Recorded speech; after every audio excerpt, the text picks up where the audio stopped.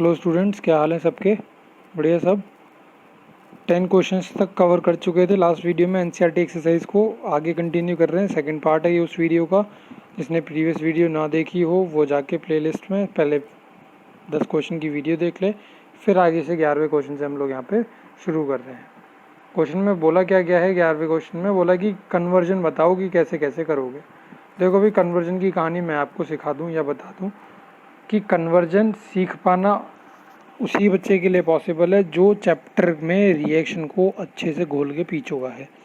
एक एक रिएक्शन अगर आपने घोल के पी रखी है तो आप कन्वर्जन कर सकते हो, अदरवाइज कन्वर्जन याद कर पाना या खुद ब खुद सीख पाना पॉसिबल नहीं है। जब तक आप एक एक रिएक्शन को नहीं अच्छे से घोल के पी लेते आप रिएक्शन में कन्वर्जन नहीं कर सकते। देखते हैं, चलिए 11वें क्वेश्चन के सॉल्यूशन को। इथेनॉल को ब्यूटानाइन में बदलना है। इथेनॉल को ब्यूटानाइन में बदलना है तो मुझे ये पता होना चाहिए कि इथेनॉल को ब्यूटानाइन में बदलने के लिए क्या क्या कर सकता हूँ। तो मैंने उस हिसाब से पहले इथेनॉल को पायरीड्रीन डाल के क्लोरोइथेन में बदला, उसको फिर क्लोरोइथेन में को क्या करा हमने, क्लोरोइथेन एसिटाइलिन में बदला, सोडियम एसिटाइलाइड बन गया। ये अलग है कहानी, मतलब ये कहीं से अलग से बनाया मैंने सोडियम एसिटाइलाइड। क्यों? क्योंकि मैं इस सोडियम एसिटाइलाइड को इस क्लोरोइथेन के साथ में रिएक्ट कराऊंगा, जब जाके रिएक्शन बनेगी ब्यूटानाइन। ठीक है। दूसरा क्वेश्चन है इथेन टू ब्रोमोइथेन। इथेन को ब्रोमोइथेन में करना है तो मुझे पता है कि क्या करा देते हैं, इसका हेलोजिनेशन करा देते हैं, ब्रोमीन डाल देते हैं तो ब्रोमोइथेन बन जाएगा। तो इस तरीके से कोई कोई कन्वर्जन तो आसान बैठती है, कोई कोई थोड़ी टेढ़ी मेढ़ी हो जाती है। नेक्स्ट है प्रोपीन को 1 नाइट्रोप्रोपेन में बदलना है। तो प्रोपीन को 1 नाइट्रोप्रोपेन में बदलने का तरीका एक ही है कि आप करिए क्या करिए, पहले प्रोपीन का तो हेलोजिनेशन कराइए और बाद में उसका नाइट्रोजिनेशन करा दीजिए, तो वो 1 नाइट्रोप्रोपेन में बदल जाएगा। ठीक है, यहाँ पे कंप्लीट आया नहीं है 1 नाइट्रोप्रोपेन का फॉर्मूला, लिख लेना 1 नाइट्रोप्रोपेन CH3CH2 CHNO2 हो जाएगा, सॉरी CH2NO2 बन जाएगा। नेक्स्ट क्या है फिर उसके बाद में चौथा पार्ट है टोल्यूइन को बेंजाइल अल्कोहल में बदलना है। टोल्यूइन ये रहा, बेंजीन पे CH3 लगाओ तो टोल्यूइन बोलते हैं। तो टोल्यूइन को बेंजाइल अल्कोहल में बदलने का तरीका है कि पहले तो आप इसे हेलोजिनेशन करा लो, बेंजाइल क्लोराइड में बदल लो, बाद में उसमें एक्वस KOH डाल देंगे तो इससे KCl बाहर निकल जाएगा, OH जुड़ जाएगा, क्या बन जाएगा, बेंजाइल अल्कोहल बन जाएगा। तो देखो कन्वर्जन 1 नंबर का 2 नंबर का आता है पेपर में। अगर किसी को कहानी समझ में नहीं आती है कन्वर्जन की तो वो छोड़ दे कन्वर्जन को अभी से ही। क्यों? क्योंकि कन्वर्जन बहुत सारे पढ़ने पड़ेंगे आपको 1 या 2 नंबर के लिए।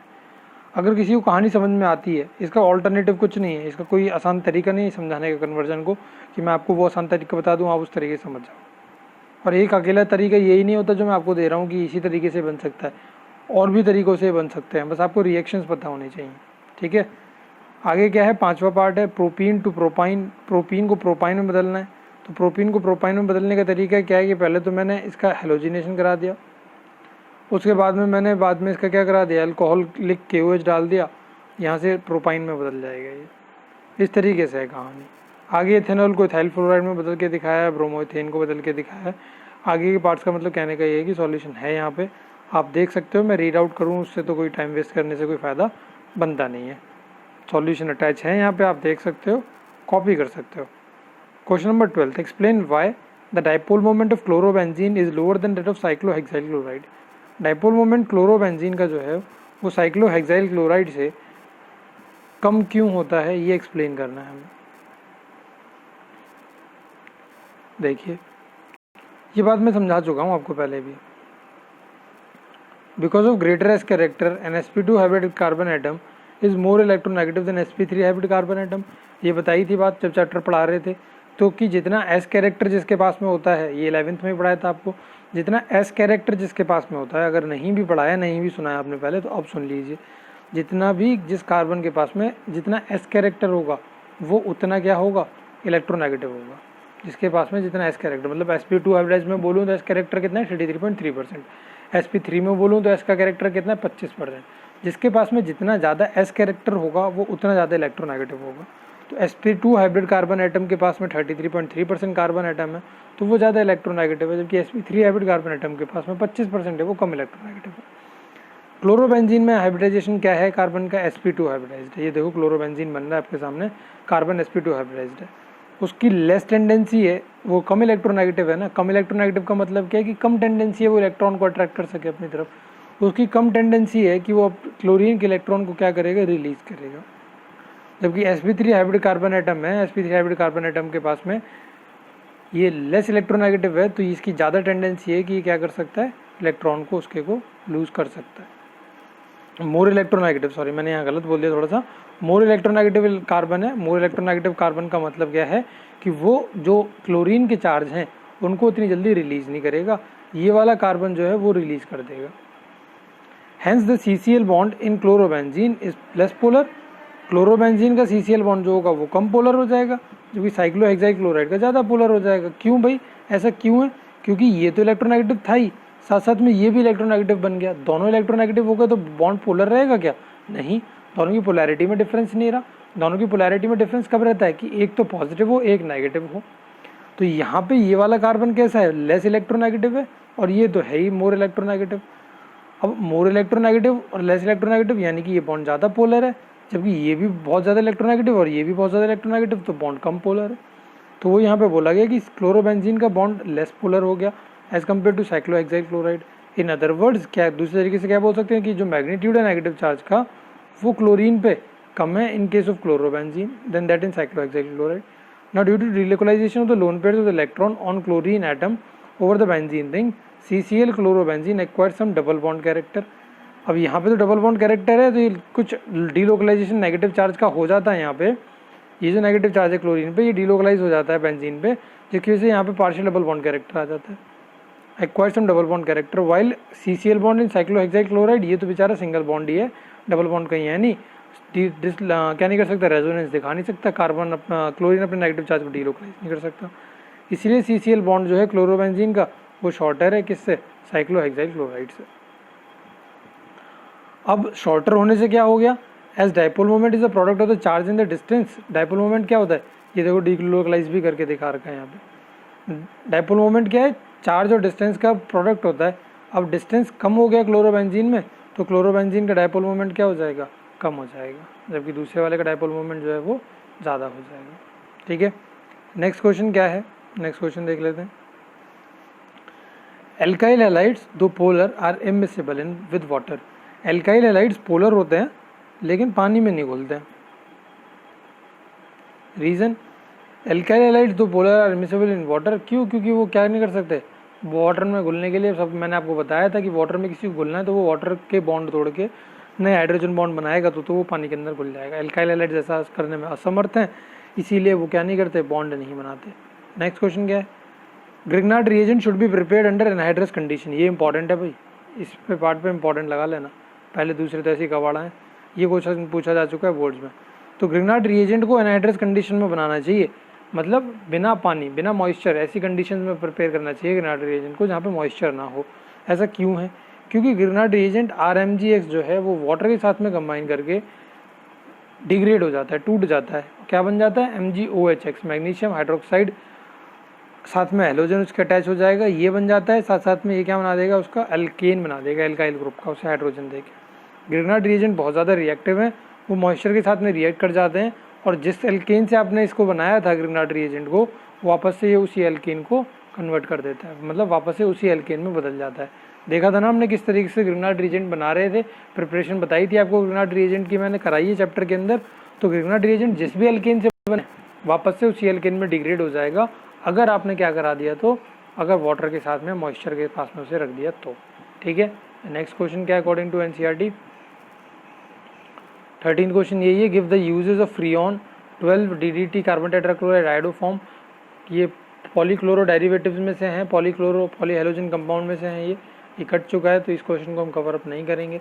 नेक्स्ट क्वेश्चन है, write the structure and the major organic product in each of the following reaction. कहने का मतलब एक तरीके से कन्वर्जन ही है, बस आपको एक स्टेप में ख़त्म हो जाएंगी, आगे को कंप्लीट करनी है रिएक्शंस। सॉल्यूशन अटैच है यहाँ पे, आप सॉल्यूशन देख सकते हो, कंप्लीट कर सकते हो, या खुद रेफरेंस पीछे से लेके कंप्लीट कर सकते हो। नेम रिएक्शंस हैं कुछ यहाँ पे, कुछ डायरेक्ट रिएक्शंस हैं, सारी पीछे लिखी हैं, आपको एक एक रिएक्शन कवर करा रखी है मैंने, वहाँ से देख सकते हो, समझ सकते हो, टैली कर सकते हो अपने सॉल्यूशन के साथ में और कंप्लीट कर सकते हो क्वेश्चन को। डन, नेक्स्ट क्वेश्चन पे चलते हैं। क्वेश्चन नंबर 14 हो गया। 15, at the mechanism of the following reaction. कोई जरूरत नहीं इस क्वेश्चन को करने की, हटा दीजिए इस क्वेश्चन को। नेक्स्ट क्वेश्चन ये वाला करा चुका हूँ मैं आपको, next 17 out of C6H5CH2Cl and C6H5CH Cl C6H5 which is more easily hydrolyse by aqueous KOH। कहने का मतलब ये है एक्वस KOH से हाइड्रोलाइज का मतलब क्या करा रहे हैं, न्यूक्लियोफिलिक सब्स्टिट्यूशन रिएक्शन करा रहे हैं। इसमें और इसमें न्यूक्लियोफिलिक सब्स्टिट्यूशन रिएक्शन कौन से हो जाएगी, कौन सा जल्दी दिखा देगा, वो आपको बताना है।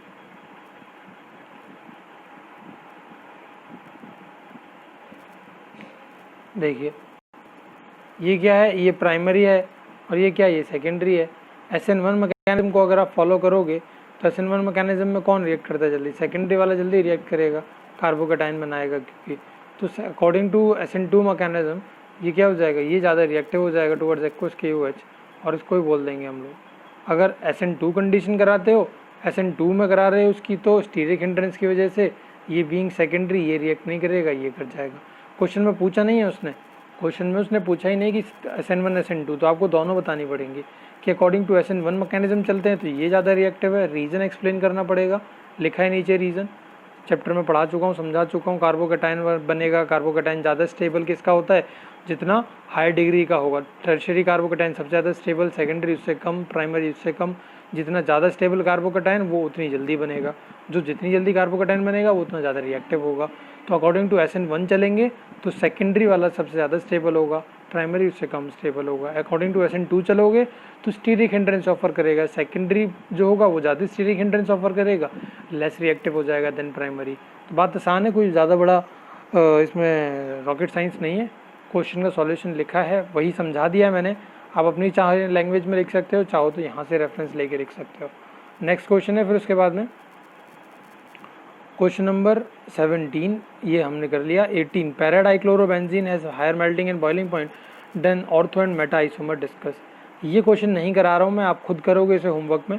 ऑफलाइन क्लासेस शुरू होंगी तो काम तो मैं सारा चेक करूँगा ही, जो होमवर्क दे रहा हूँ उसको अलग से चेक करूँगा और डंडा बजेगा वो अलग, फिर अगर किसी का होमवर्क नहीं हो रखा होगा तो।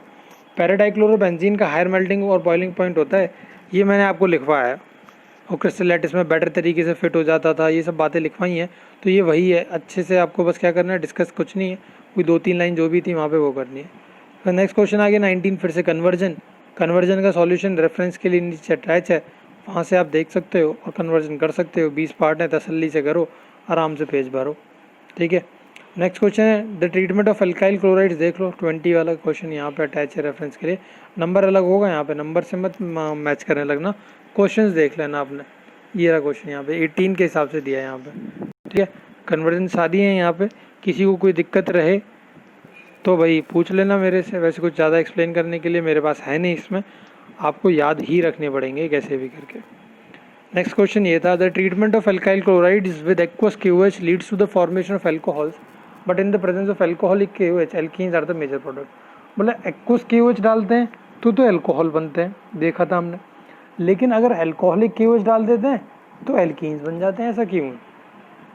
देखिए in aqueous KOH, in aqueous solution KOH is almost completely ionized to give OH negative ions which being a strong nucleophile attract bring about a substitution reaction on alkyl halides to form alcohols.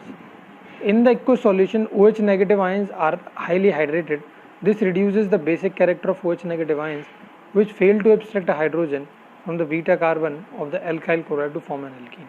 क्या बोला इसने कि aqueous solution जब होता है KOH का तो KOH completely ionise हो जाता है और क्या बना देता है, हाइड्रोक्साइड आयन बना देता है, जो कि एक बहुत ज़्यादा स्ट्रॉन्ग न्यूक्लियोफाइल है hydroxide.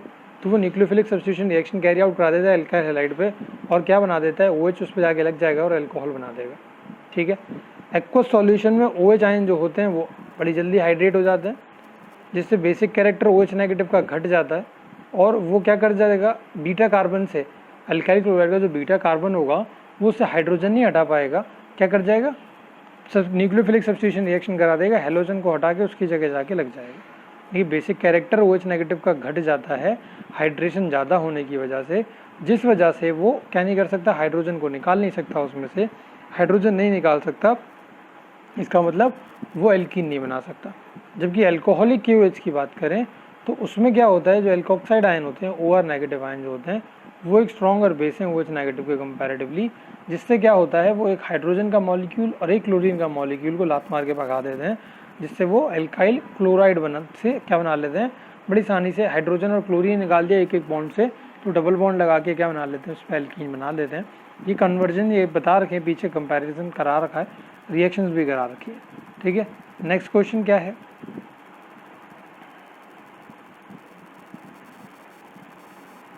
primary alkyl halide C4H9Br reacted with alcoholic QH to give a compound. Compound is reacted with HBr to give C, which is an isomer of A. When A is reacted with sodium metal, it gives compound D. C5H18, which is different from the compound formed when N-butyl bromide is reacted with sodium. Give the structural formula of A and write the equation for all the reactants.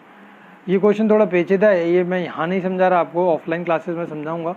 आप क्या करिए, इसको try करिएगा, अगर try होता है तो well and good, अगर नहीं होता है तो आप इसके लिए एक पेज लीव कर दीजिएगा।